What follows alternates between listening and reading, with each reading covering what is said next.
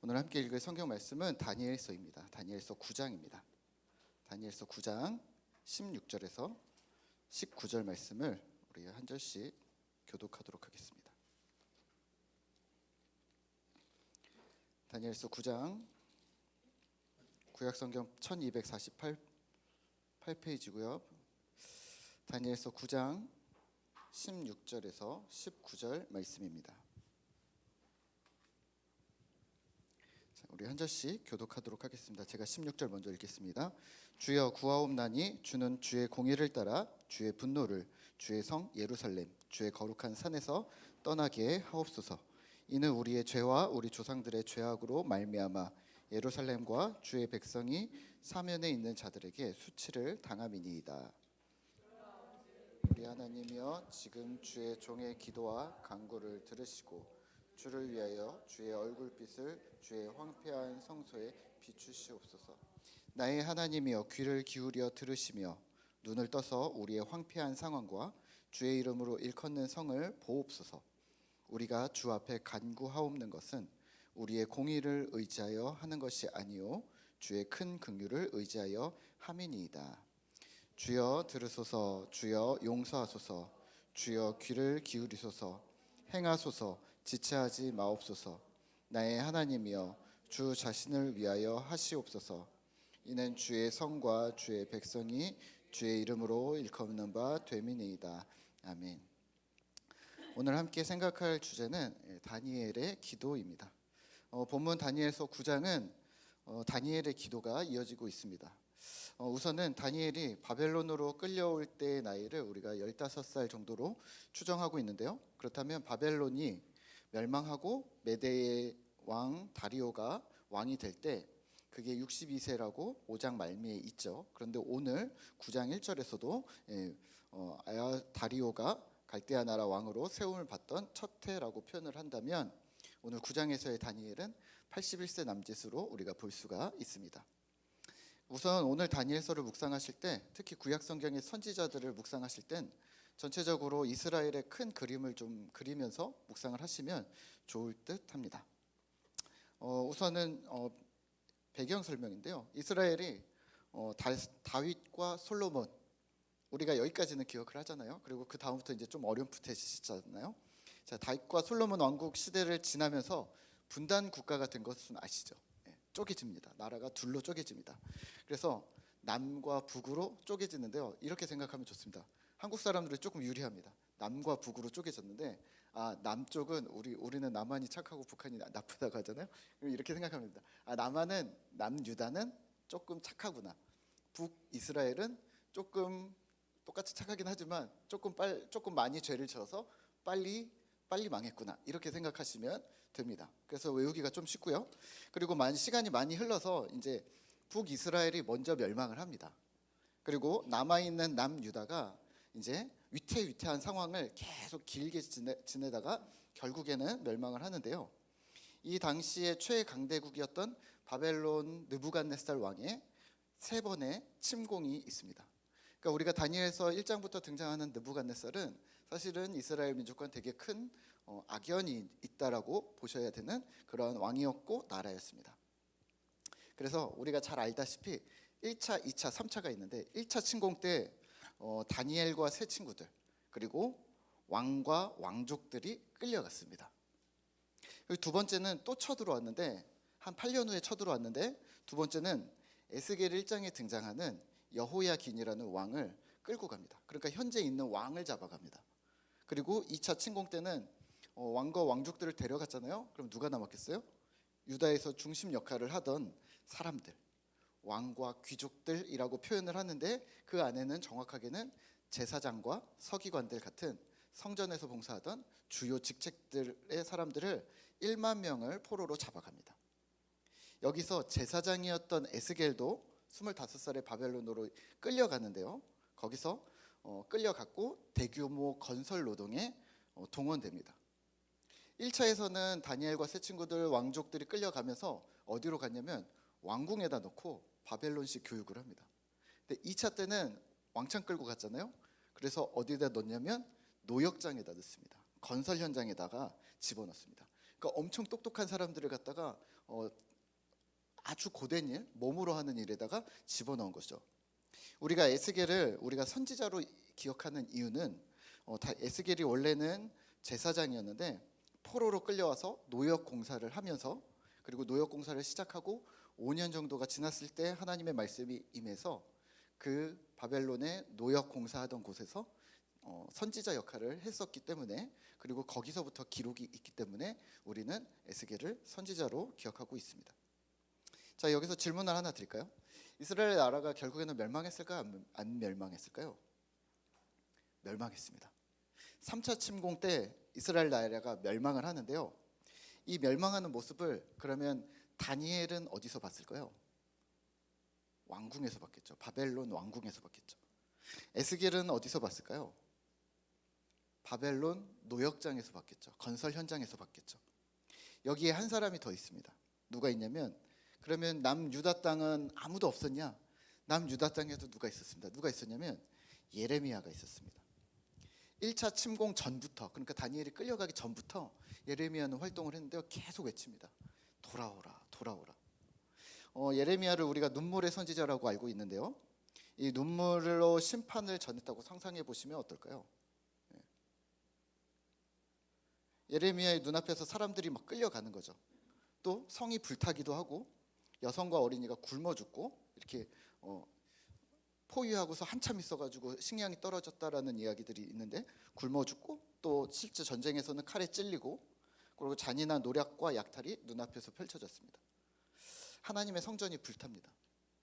이러한 예언을 해야 되는데, 돌아오라, 여호와께로 돌아오라, 돌아오지 않으면, 그렇지 않으면 심판을 받는다. 이 이야기를 1차 침공 전부터, 그리고 1차 침공이 있은 후에 2차, 3차 계속 하는데 어떻게 해요?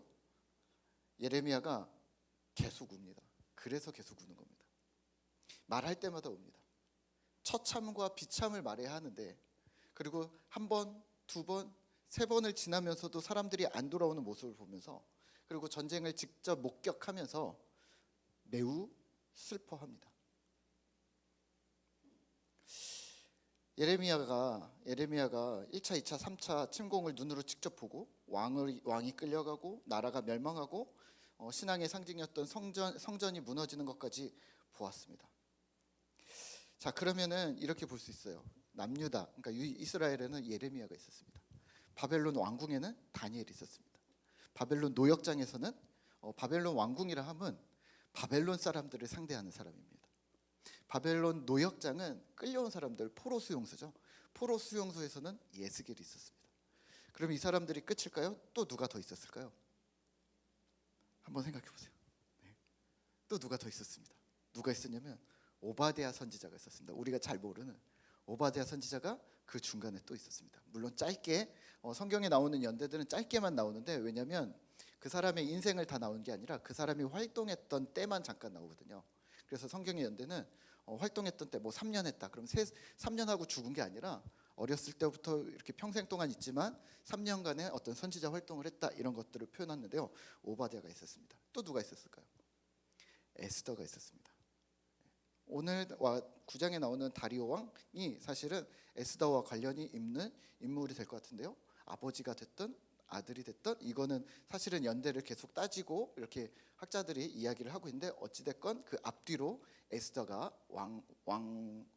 왕비로 있었습니다. 자, 그러면 또 질문. 이 사람들이 서로 만난 적이 있을까요, 없을까요? 동시대 인물들인데 거의. 다니엘과 에스더는 가능성이 있습니다. 그렇지 않나요? 다니엘은 메대 바사까지 왕이 되고, 지금 다리오 왕이 때에도 있었고, 한참 뒤까지 다니엘이 있으니까 80살, 90살 된 다니엘, 그리고 왕궁 총리로 있는 다니엘, 거기에 왕비로 우리가 에스더가 있었다면, 사실은 수상궁이라는 내용이 사실은 에스더에서 많이 나오는데, 에스더에도 나오고 다니엘서에도 나오고, 그리고 느헤미야서에도 나오는데요. 그러면 이 세 인물들은 어쩌면 약간 겹칠 수가 있다. 그러면 만났을 수도 있고 못 만났을 수도 있지만, 그런 거 있잖아요. 이렇게 서로 눈짓, 이렇게 그런 게 있지 않았을까라는 생각들을 조금 해봅니다. 확실하진 않습니다. 하지만 만나진 못했어도 서로 모르진 않았을 것 같습니다. 서로 영향을 미쳤겠죠. 아, 에스겔은 포로 수용소에 있으면서 왕궁의 다니엘이라는 우리 민족이 있대. 에스더도 왕궁의 다니엘이라는 우리 민족들이 살아가고 있대. 하나니아, 미사엘, 아사랴는 우리가 앞부분에서 6장 정도에서 보신 것처럼 지방 총리로 움직이고 있었거든요. 그럼 지방 총리라면 건설 노역장과 더 가까웠을 수도 있습니다. 예레미야는요? 예레미야는 남유다에 있었지만 바벨론으로 넘어오진 않았지만 그 소식을 계속 듣고 있지 않았을까요? 이렇게 서로 만나진 못했어도 서로 영향을 미쳤었겠죠. 이렇게 입체적으로 기억을 하시면서 성경을 읽으셔야 합니다. 그러니까 혼자가 아니라는 겁니다. 그렇다면 우리는 같은 맥락에서 예레미야, 다니엘, 에스겔, 에스더, 오바댜를 함께 읽기를 추천을 드리고 싶습니다. 이런 일들을 함께 읽을 수 있는 어떤 기회가 또 오겠죠. 네. 자, 오늘 다니엘 7장에서 12장은요. 전반부와는 좀 느낌이 다른 환상에 대한 부분입니다. 7장에서 12장 5장은 8장은 환상 부분인데요. 그래서 보통 우리는 1장에서 6장까지는 엄청 열심히 읽습니다. 그리고 7장에서 12장은 알아들을 수 없는 환상 부분이기 때문에 우리가 잘 보지 않는데요. 9장에 다니엘의 기도의 내용이 있다는 사실이 이 환상들 때문에 묻혀집니다. 부탁드리기는 앞부분도 환상 부분도 앞부분을 잘 생각하면서 읽어주시고 9장의 기도도 눈여겨보시면서 다니엘서를 전체적으로 이해하시는데 도움을 얻으셨으면 좋겠습니다. 사실 다니엘서 7장 이후에 나오는 환상, 이거를 저희 신학에서는 묵시 예언이라고 이야기를 하는데요. 묵시 부분을 접하실 때는 조심하셨으면 좋겠는데 요한계시록이나 에스겔 같은 부분들도 같은 태도로 임해 주시면 좋겠습니다. 뭐냐면 직접 해석하시려는 하실 필요는 없습니다. 성경을 묵상할 때 보통 저도 큐티를 할 때 하나님 이게 무슨 말씀이죠? 이게 무슨 뜻이죠? 하면서 기도하면서 마음을 졸이면서 또 여러 자료들을 찾으면서 또는 여러 번 성경을 읽으면서 하나님의 말씀을 읽는데요. 이 묵시 부분은요. 개인의 묵상으로 끌어내려고 하지 마시고 줄거리만 간단하게 이해를 하신 후에 관련 서적들의 도움을 받으시는 것을 저는 안전하다고 말씀드리고 싶습니다. 왜냐하면 이미 2000년 동안 수많은 신학자들이 바른 해석을 위해서 노력을 많이 했습니다. 그리고 해석된 묵시들을 이해하면서 오늘날 우리가 어떻게 받아들여야 하는지 그 부분들을 좀 바르게 이해하시면 좋을 듯합니다. 그리고 이 부분을 조심하시라는 이유는 이 부분을 이단들이 많이 사용하고 있기 때문입니다. 사실은 중요한 성경 말씀이고 그리고 예언이 나와서 예언이 성취되어진 부분으로 우리가 보아야 하는데 이 부분을 이단들이 열심히 사용을 하거든요. 네. 신천지에서는요. 신천지의 교주는 그저께 뭐 하다가 찾아봤는데요. 본인이 계시록의 7사자를 만났대요. 그래서 자기가 왜 여기 있냐고 그랬더니 그 사람이 자기한테 막 얘기하고 그래서 막 했다는데 뭐 그랬답니다. 네. 자기가 직접 받고 만났고 여전히 대화하고 있답니다. 또 여호와의 증인은요 14만 4천에 물리적으로 들어가야 하고 그래서 이 땅에 몸을 죽여야 하고 우리가 영이 들어가야 된다 뭐 이런 이야기를 합니다. 영과 몸을 분리하려고 합니다.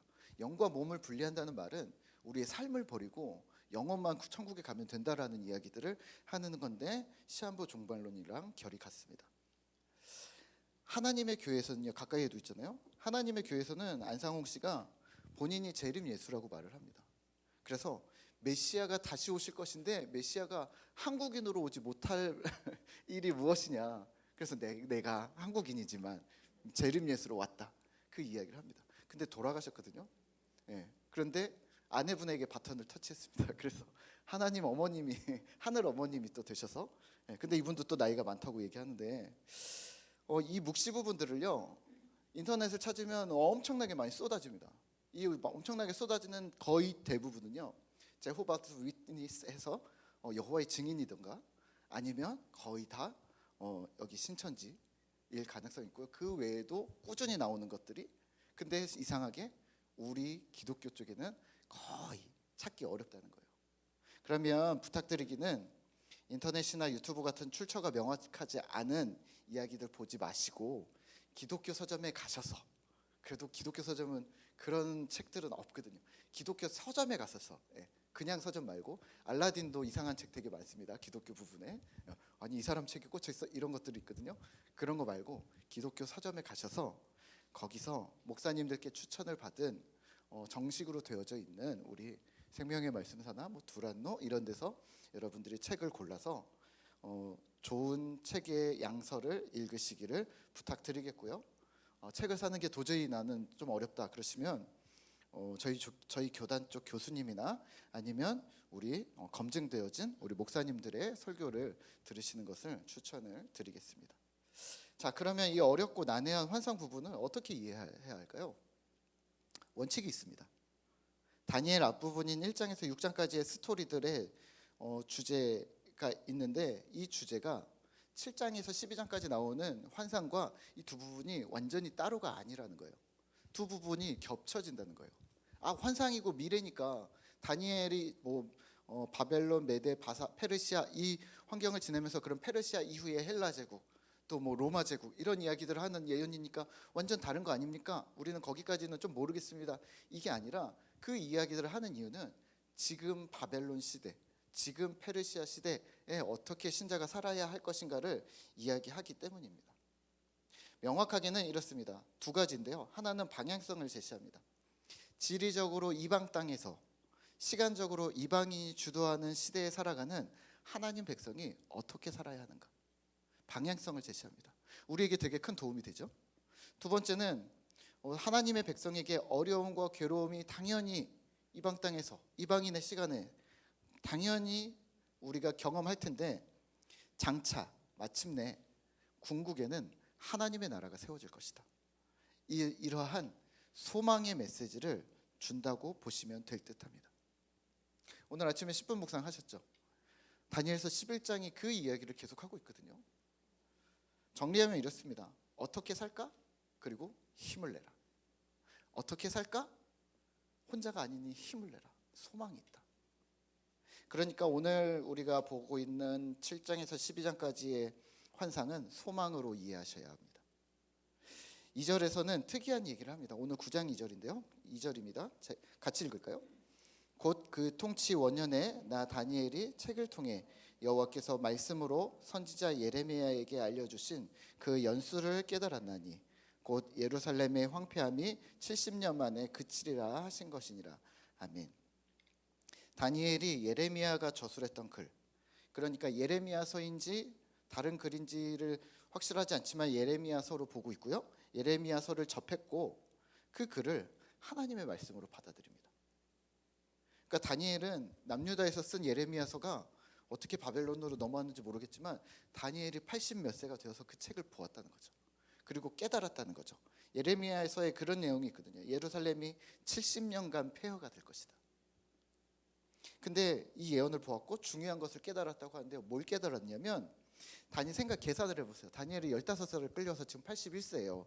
그럼 몇 년이 지났죠? 66년, 67년이 지났어요. 근데 예루살렘 성이 그러면 15살이나 그 한 10여 년 상간에 무너졌거든요. 그러면 지금 66년, 67년으로 계산한다면 70년이 황폐할 것을 1차 침공부터 본다면 3년밖에 안 남았네. 혹은 3차 멸망부터 본다면 그러면 13년이 남았네. 그럼 끝났네. 이런 마음으로 마음의 준비를 했었던 것일 수도 있지만 사실은 70이라는 숫자는 유대에서는요 보통 상징적으로 표현을 한다고 합니다. 그런데 이 70년이라는 숫자가 아무리 상징적이었더라 하더라도 소망을 갖게 되지 않았을까요? 거의 다 된 거 아니야? 그래도 70이 완전 수이고 뭐 어떤 끝이 있다는 어떤 막연한 수이긴 하지만 그래도 70인데 혹시 진짜로 문자 그대로 이루어지시는 거 아닐까? 그러면 이렇게 기도를 하기로 결심을 한 겁니다. 하나님, 여기 70년이라고 써 있는데 명확한 날짜는 우리가 가늠할 수 없지만 결국 하나님 주권하에 우리의 고통이 끝이 있을 것이 분명하군요. 그럼 제가 지금 81세인데 제가 살아생전에 그 마지막을 볼 수도 있겠네요. 어쩌면. 그리고 하나님, 주님의 주권을 올려드리면 당장 내일이라도 주님께서는 우리를 구원하실 수 있겠네요. 그러니까 나라가 완전히 그냥 멸망하고 끝난 것이 아니네요 라고 고백하면서 오늘 3절처럼 결심을 합니다. 함께 읽어볼까요? 3절입니다. 내가 금식하며 베옷을 입고 재를 덮어쓰고 주 하나님께 기도하며 간구하기를 결심하고. 아멘. 아직 기도를 시작한 게 아니라 결심을 했다는 거야. 이렇게 기도해야겠다. 무엇이냐면 금식하며 베옷을 입고 재를 덮어쓰고 하나님께 기도하며 간구하기를, 무슨 내용이냐면 나라와 민족을 위해서, 시대를 위해서 내가 기도해야겠다라고 결심했다는 겁니다. 그리고 그 뒤에 이어지는 내용들은 기도의 내용들인 거죠. 민족의 죄를 내 것으로 끌어안는 기도라고 볼 수가 있어요. 또 우리 조상들이, 우리의 선조들이 현재 우리 민족이 하나님께 죄를 지었습니다, 저도 공범입니다 라고 고백하는 그러한 기도라고 보면 어떨까요? 기도는 더 처절하게 이어집니다. 4절에서 19절까지는 다니엘이 자복하며 기도합니다. 자복은 뭐냐면 저지른 죄를 고백하고 복종한다라는 의미인데요. 4절에 보시면 크시고 두려워할 주 하나님. 5절에서는 주님, 우리가 이미 범죄하여 패역하고 행악하며 반역했습니다. 6절에서는요, 말씀한 것을 우리가 듣지 않았습니다. 7절에서는 우리에게 수치가 당했는데 이 수치는 이미 그들이 죽게 죄를 범하였기 때문입니다. 11절에서는요, 주님, 저주가 우리에게 내렸습니다, 우리가 죽게 범죄하였기 때문입니다. 13절에서는요, 여호와의 얼굴을 기쁘게 하지 않았기 때문입니다. 14절에서는요, 우리가 그 목소리를 듣지 아니하였습니다. 그러면서 이렇게 기도합니다. 16절입니다. 같이 읽어볼까요? 주여, 구하옵나니 주는 주의 공의를 따라 주의 분노를 주의 성 예루살렘 주의 거룩한 산에서 떠나게 하옵소서. 아멘. 여기까지요. 하나님, 잘못한 거 인정합니다. 근데 긍휼을 베풀어 주십시오. 17절에도 같은 이야기를 합니다. 그러하온즉 우리 하나님이여, 지금 주의 종의 기도와 간구를 들어주십시오. 주의 얼굴빛을 황폐한 성소에 비춰주십시오. 그러니까 우리를 회복해 주십시오. 하나님, 우리가 잘못했습니다, 우리를 구해 주십시오. 우리에게 한 번만 더 기회를 주십시오 라고 기도합니다. 이어지는 19절입니다. 19절 한번 같이 읽을까요? 주여 들으소서, 주여 용서하소서, 주여 귀를 기울이소서, 행하소서, 지체하지 마옵소서. 나의 하나님이여, 주 자신을 위하여 하시옵소서. 이는 주의 성과 주의 백성이 주의 이름으로 일컫는 바 됨이니이다. 아멘. 주의 성과 주의 백성이 주님의 것입니다. 주님, 언제까지 이렇게 두시겠습니까? 마치 느헤미야가 나라를 위해 기도했던 것을 우리가 기억하시잖아요? 그거 같지 않나요? 느헤미야 1장에서 이렇게 얘기합니다. 나와 내 아버지 집이 범죄였습니다. 에스라 9장에서도 똑같은 기도를 합니다. 나의 하나님, 내가 부끄럽고 낯이 뜨거워서 감히 하나님을 향해 얼굴을 들지 못하겠습니다. 우리 죄악이 너무 많아서 정수리에 넘치고 우리 허물이 너무 커서 하늘에까지 미칩니다. 우리 조상들과 오늘날 우리의 죄를 용서해 주십시오. 오늘 다니엘의 기도는 시대를 품은 기도였습니다. 느헤미야, 에스라 역시 자신에게 주어진 시대를 품고 내가 바로 그 당사자가 되어서 기도했습니다. 오늘 우리는 그러면 어떻게 기도하고 있을까요? 우리의 기도는 왜 이 영역까지 넓어지지 못하는 걸까요? 나라와 민족을 위해 기도합시다, 시대를 위해서 기도합시다. 그러면 우리는 왜 기도가 길어지지 못하는 걸까요? 문제가 무엇일까요? 사람은요, 볼 수 있는 만큼, 내가 경험한 만큼 기도할 수 있습니다. 성경 말씀을 이해하면서 말씀대로 기도하는 것은 말씀을 보셔야 하고, 세상을 위해 기도할 때는 세상을 볼 수 있는 만큼, 세상을 경험한 만큼 기도할 수 있다는 말입니다. 그렇다면 우리는 시대와 민족을 위해서, 나라와 민족을 위해서 기도한다면 우리의 경험치를 늘려야 하지 않을까요? 경험치를 늘린다는 말은 무슨 말일까요? 사람을 만나는 겁니다. 선입견 없이 전혀 다른 세상에 살아가는 사람들을 만나고 그들의 삶을 이해하는 것입니다. 그곳의 소리를 듣는 것입니다. 우리가 요 근래 어저께 포스트 크리스텐덤 그 책을 끝냈는데요, 거기서 그런 이야기들을 계속하고 있거든요. 나의 영역을 내가 넓어질 수 있는 이유는 내 바로 가까이에 있는 나와 전혀 다른 사람 때문에, 그래서 내 옆에 있었던 중국 사람 때문에, 담배를 피는 중국 사람 때문에, 알지 못하는 청년들 때문에, 내가 이 사람들과 잠깐 만날 때는 문화 충격이지만 그 충격 때문에 내가 하나님 앞에서 더 넓어지고 넓어지고 이런 것들을 발견했다고 그럽니다. 요 근래 저는 저랑 같은 처지에 있는 목사님들이나 교회를 우연히 만날 기회가 요 근래 많아졌습니다. 그래서 한 두세 달 동안 계속 만나고 있는데요. 어렵게 고군분투하면서 목회 사역을 하고 계신 분들이 우리 가까이에 계시더라고요. 저는 사실은 1월부터 멀리 계신 분들을 생각을 하고 있었거든요. 근데 막상 가니까 잘 지내고 계시고, 예. 그럼 어떻게 해야 되지? 이런 생각들을 하고 있었는데, 예. 가까이에 있는 분들을 발견하게 되고 알게 되었습니다. 그래서 가까이 계신 분은 일부러 자주 만나고 있습니다. 사실 시간적인 틈이 제가 정해놓은 시간들이 있어서 틈이 안 나는데 그냥 매주 목요일이나 금요일 아침에 쭉 시간을 좀 많이 같이 보내거든요. 예. 그래서 1순위로 시간을 빼서 당분간은 만나고 있습니다. 왜 그러냐면 우선은 충분히 상황을 이해하기 위해서입니다. 저 스스로 개인적으로는 영역을 넓히는 중입니다. 내가 왜 이런 쪽에 시야가 없었지? 진짜 친구가 되려는 마음이고 진짜 동역자가 되려는 마음으로 그래서 섣불리 쉽게 다가서서 관계를 그르치고 싶지 않은 마음으로 그냥 매주 만나서 좀 식사를 좀 하고 있습니다. 조심스러운 거죠. 왜냐하면 이런 거예요. 제가 예전에 장애인 부서를 했었는데요. 장애인 부서를 오랫동안 했는데 장애인 형제들의 부모님들이 가장 많이 하시던 얘기가 있어요. 뭐냐면 자꾸 주변에서 조언을 한다는 거예요. 이 친구 상태가 안 좋은데 약은 먹이셨어요? 이 친구 상담을 좀 받아보세요. 여기 어디 센터 잘한다는데 거기 좀 보내보세요. 어머니들이 하신 얘기가 이미 다 가봤고 이미 다 해봤고 그런데 이 정도라는 거죠. 그러면서 이러셨어요. 차라리 목사님 아는 척 안 했으면 좋겠어요. 나한테 그냥 아무 말 안 시켰으면 좋겠어요. 그냥 위로도 안 했으면 좋겠어요.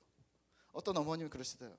아파트 엘리베이터를 타면 뭐 10층이다 하면 10층까지 올라가는 동안 제발 아무도 타지 마라, 제발 아무도 타지 마라 이렇게 기도를 한대요. 그거 아세요? 너무 극심한 절망에 낭망에 빠져 있을 때 아무도 만나고 싶지 않을 때 그런 때 있어 보셨잖아요. 그런 것과 비슷합니다. 우리가 그 슬픔을 가늠하지 못하고 절망을 가늠하지 못하는데 쉽게 얘기할까 봐, 쉽게 다가설까 봐 그래서 고민스럽고 조심스러운 것이죠. 그렇다면 우리는 무엇을 해야 할까요? 영역을 넓히는 시도를 꾸준히 하셔야 합니다. 아파트에서 주변 이웃들도 만나시고 오랫동안 관계가 끊겼던 사람들도 한번 돌아보시고 또 전혀 다른 영역의 사람들에게도 다가가 보시고 그러면서 하나님께서 나를 통해 이루실 일이 더 무엇이 있는가 고민하면서 영역을 넓혀보시죠.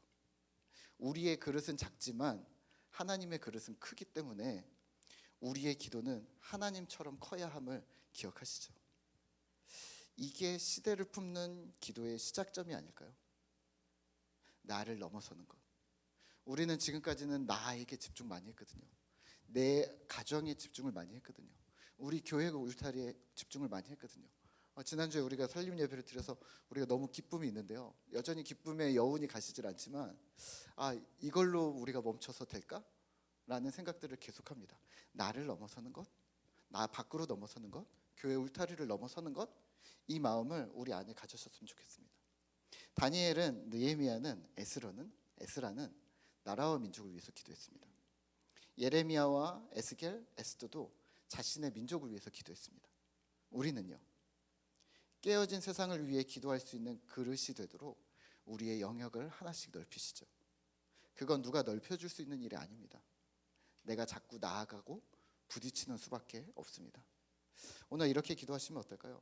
하나님, 오늘 내 작은 그릇을 오늘 다니엘처럼 또 주의 백성들처럼 나라와 민족, 내 주변과 이웃, 온 세상을 품어내는 그러한 신실한 신자가 되게 도와주십시오 라고 기도하셨으면 좋겠습니다. 우리 이 시간에는 주가 일하시네 우리 함께 찬양하고 기도하도록 하겠습니다.